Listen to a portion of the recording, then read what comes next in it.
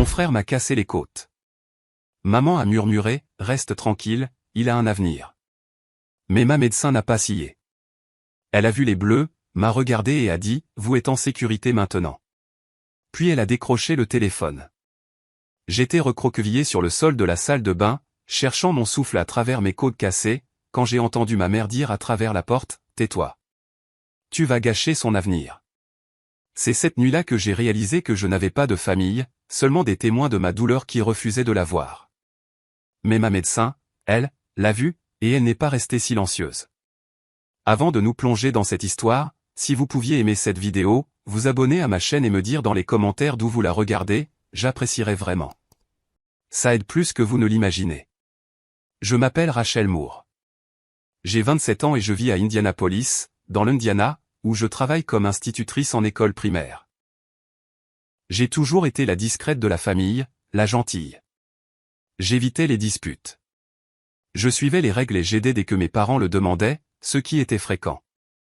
Je pensais que si j'étais assez sage, assez invisible et assez serviable, je finirais par mériter leur amour. Mais rien de tout cela n'a compté la nuit où mon jeune frère Zach a perdu le contrôle et où ils m'ont rejeté la faute. Notre famille avait toujours tourné autour de Zach. Il était le fils, et le reste d'entre nous n'étions que de petites planètes oubliées, prises dans son orbite.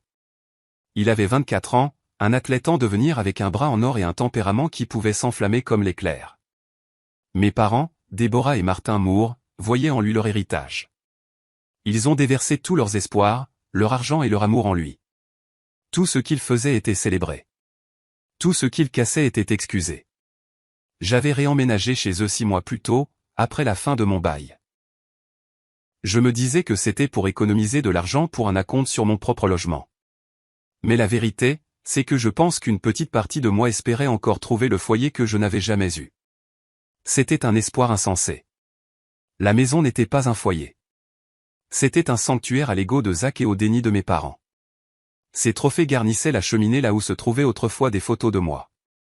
Son régime spécial riche en protéines remplissait le frigo pendant que je mangeais les restes. Mon père parlait de ses statistiques de match au dîner. Ma mère s'angoissait pour son programme d'entraînement. Je n'étais que la personne qui s'assurait que le linge était fait et la vaisselle propre. Je voyais les signes avant-coureurs. Je n'étais pas aveugle. Je voyais comment les humeurs de Zach pouvaient plomber une pièce en quelques secondes. Je voyais les bosses sur le mur de sa chambre, une histoire qu'il racontait à propos d'une balle de baseball perdue, que je savais être un mensonge. Je voyais la peur dans les yeux de sa petite amie avant qu'elle ne cesse de venir. Je voyais tout cela et je ne disais rien, car dans ma famille, le silence était une preuve de loyauté. Parler était une trahison, et j'étais une fille loyale. La nuit où c'est arrivé, c'était un samedi. Zach avait un grand match de basketball de ligue, l'un des derniers avant que les recruteurs ne prennent leur décision finale. Il a perdu. Il est rentré des heures plus tard, l'odeur de bière éventée s'accrochant à lui comme un manteau bon marché. Son visage était sombre, ses mouvements lourds et colériques. J'étais dans la cuisine, en train d'essuyer les comptoirs.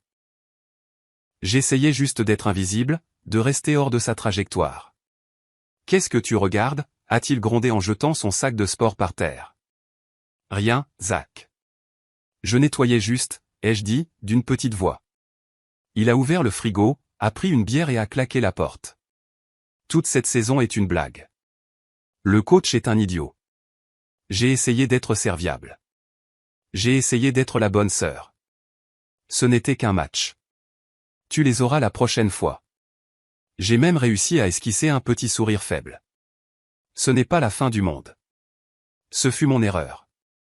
La blague, aussi petite et inoffensive soit-elle, fut l'étincelle qui mit le feu aux poudres. Ses yeux, déjà embrumés de colère, sont devenus noirs. « Qu'est-ce que tu as dit » a-t-il murmuré. C'était un murmure terrifiant, bas et dangereux. Rien. Je voulais juste. Je n'ai pas pu finir. Il a bougé plus vite que je ne pouvais l'assimiler. Il a attrapé le devant de ma chemise, ses phalanges s'enfonçant dans ma clavicule. Il était tellement plus grand que moi, tellement plus fort. Il m'a traîné à travers la petite cuisine et m'a violemment projeté contre le rebord du comptoir en granit. L'air a quitté mes poumons dans une seule rafale douloureuse. Une douleur aiguë et fulgurante m'a transpercé le flanc. Je me suis effondré sur le sol, ma vision se rétrécissant en tunnel. Je me souviens du carrelage froid contre ma joue. Je me souviens d'avoir essayé d'inspirer de l'air dans des poumons qui ne fonctionnaient plus. Puis est venu le coup de pied. Il a ramené sa jambe en arrière et m'a frappé sur le côté, juste là où j'avais heurté le comptoir. Un craquement écœurant a résonné dans la pièce silencieuse. Un son que j'ai senti au plus profond de mes os. Puis, plus rien. J'ai perdu connaissance. Quand j'ai repris conscience, le monde était un brouillard de douleur. Chaque respiration était une nouvelle vague d'agonie. J'étais toujours sur le sol de la cuisine. Ma mère était agenouillée à côté de moi, mais elle ne regardait pas mon visage. Elle regardait la porte, guettant l'arrivée de mon père. « Rachel » a-t-elle murmuré, sa voix pressante et froide. « Ton père arrive. Il faut que tu te lèves. » Je ne pouvais pas bouger. Je ne pouvais que halter. Je ne peux pas. Je n'arrive pas à respirer. Ses yeux ont enfin croisé les miens, et il n'y avait aucune sympathie en eux. Il n'y avait que de la peur. De la peur pour lui. « Écoute-moi » a-t-elle dit, sa voix baissant encore d'un ton. « Tu as trébuché. Tu es tombé et tu as heurté le comptoir. Tu m'entends? Dis que tu as trébuché. Tu sais à quel point il est sensible. Ça pourrait ruiner ses chances pour le repêchage. » Il m'avait brisé et elle s'inquiétait pour ses chances. J'ai réussi à ramper, centimètre par centimètre douloureux, de la cuisine à la petite salle de bain du rez-de-chaussée. J'ai verrouillé la porte et me suis laissé glisser jusqu'au sol, mon corps tremblant de choc et de douleur. Je les entendais chuchoter dehors. Le grondement sourd de mon père, les supplications paniquées de ma mère. Et Zach, je l'ai entendu monter et claquer la porte de sa chambre. Il est allé se coucher. C'est alors que j'ai entendu sa voix, claire à travers le bois de la porte. « Tais-toi » a dit ma mère. Ces mots, le coup de poignard final. Tu vas gâcher son avenir. Le lendemain matin, la douleur était une chose vivante en moi. Je ne pouvais pas me tenir droite. Je ne pouvais pas prendre une profonde inspiration. Mon père, Martin, m'a regardé avec un visage de pierre. Il n'y a pas eu de « ça va ?» Il n'y a pas eu de « qu'est-ce qui s'est passé ?» Il y a eu seulement un ordre froid et dur. Monte dans la voiture. Je t'emmène à la clinique d'urgence. Pendant le trajet, il ne m'a pas regardé une seule fois. Il fixait juste la route devant lui. « Tu es tombé dans les escaliers » a-t-il dit. Ce n'était pas une question. C'était un ordre. C'est ce que tu vas leur dire. Ta mère est anéantie. Zach est mort d'inquiétude pour toi. On n'a pas besoin d'un autre drame. Promets-le-moi, Rachel. J'étais si abattu, si conditionné à plaire que j'ai simplement hoché la tête. Un seul hochement de tête, sans larmes. Qu'est-ce qu'un mensonge de plus? À la clinique, les lumières fluorescentes aggravaient mon mal de tête. Une infirmière a pris mes constantes et m'a demandé ce qui s'était passé. J'ai récité la phrase que mon père m'avait donnée. Je suis tombé dans les escaliers. Les mots avaient un goût de poison. Puis la médecin est entrée. Elle avait des yeux bienveillants et une présence calme et posée. Son badge indiquait « Dr Mélissa Tran ». Elle a regardé mon dossier, puis moi. Elle a doucement appuyé sur mon flanc, et je n'ai pas pu retenir le cri de douleur qui m'a échappé. « Je dois faire une radio » a-t-elle dit doucement. « Mais d'abord, je veux que vous soyez honnête avec moi. La forme des ecchymoses ici, ça ne ressemble pas à une chute. » Elle s'est penchée un peu plus près, sa voix baissant. « Rachel, est-ce que quelqu'un vous a fait ça ?» Je me suis figé. Mon père était dans la salle d'attente, tapant probablement du pied avec impatience, s'attendant à ce que je sorte avec une ordonnance d'analgésique et une histoire qu'il pourrait contrôler. Toute ma vie, ma famille m'avait regardé, mais ne m'avait jamais vu. Ils voyaient une fille discrète, une aide pratique, un problème potentiel à gérer. Mais cette femme, cette étrangère, me regardait avec une inquiétude sincère. Elle voyait ma douleur. Des larmes que j'ignorais avoir ont commencé à monter dans mes yeux. Le barrage que j'avais construit en moi a commencé à se fissurer. Je ne peux pas, ai-je balbutié, pensant à la colère de mon père, aux supplications de ma mère, à l'avenir de Zach. La docteure Tran n'a pas insisté. Elle a juste hoché la tête. D'accord. Après les radios, elle est revenue dans la pièce et a fermé la porte. Elle a placé les clichés sur le négatoscope. Je pouvais voir les lignes sombres et déchiquetées sur l'image. Vous avez 2 côtes cassées et une autre fêlée, a-t-elle dit, son ton professionnel mais doux. Ce type de blessure nécessite une force considérable, un impact direct. Elle a tranquillement pris des photos de mon flanc meurtri avec un appareil photo clinique. Puis elle s'est retournée vers moi, son regard inébranlable. Je vais vous poser la question une dernière fois, Rachel. Je suis tenu par la loi de signaler les cas de violence. Cela signifie que si je crois qu'un crime a été commis, en particulier un cas de maltraitance, je suis légalement obligé de le signaler. Est-ce que quelqu'un vous a fait ça? Le monde entier a semblé s'arrêter.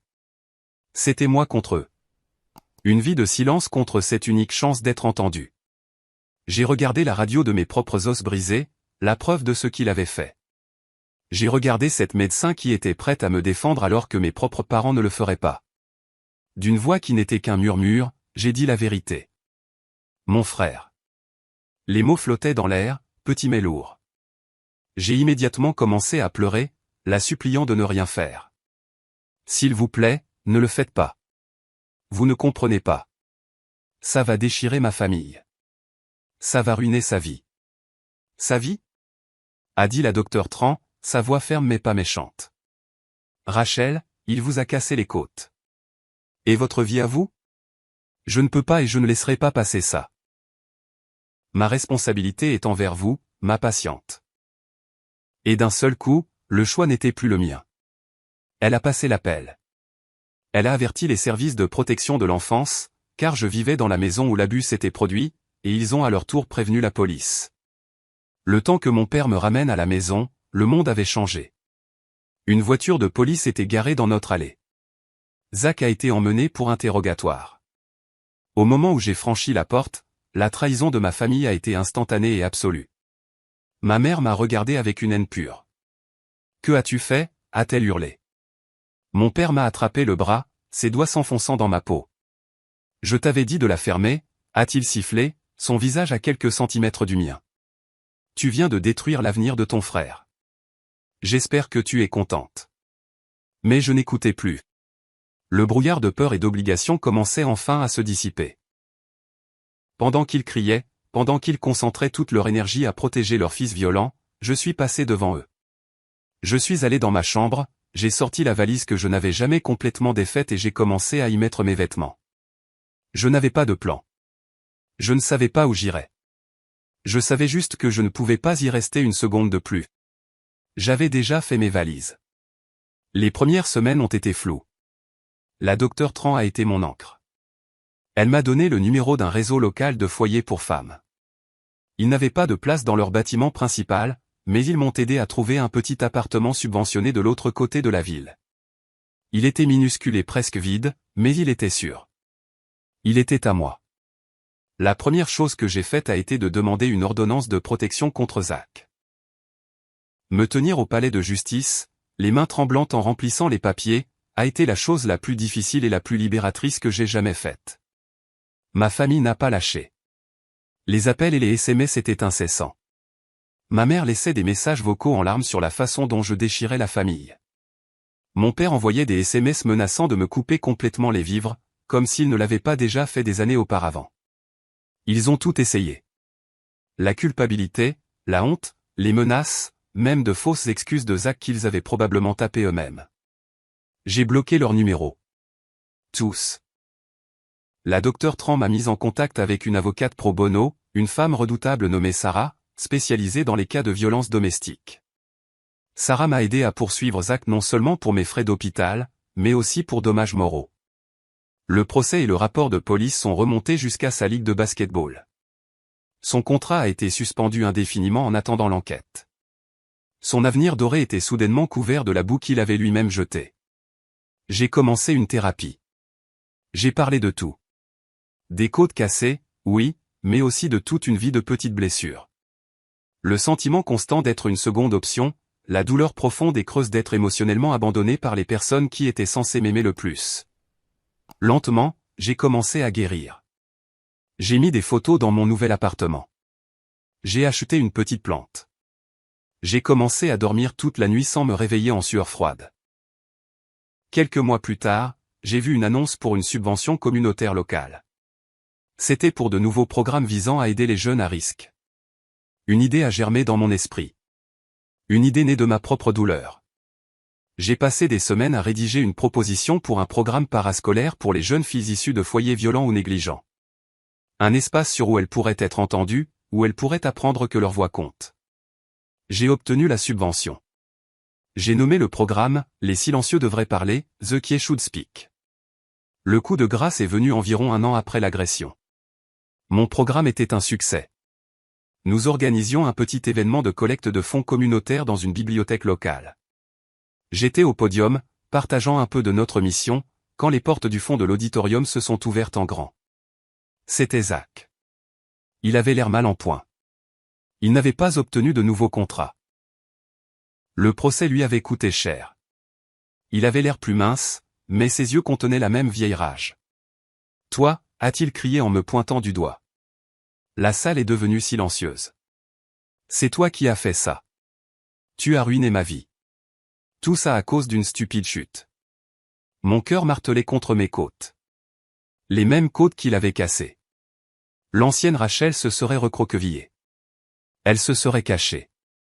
Elle aurait voulu que le sol l'avale tout entière. Mais je n'étais plus l'ancienne Rachel. J'ai calmement posé mes fiches sur le podium. Je suis descendu de la scène et j'ai marché lentement vers l'allée centrale pour que tout le monde puisse me voir clairement. Je suis resté là, dans le silence de l'auditorium, et je l'ai regardé droit dans les yeux. Puis je me suis tourné vers la foule de sympathisants, de parents et de jeunes filles que mon programme aidait.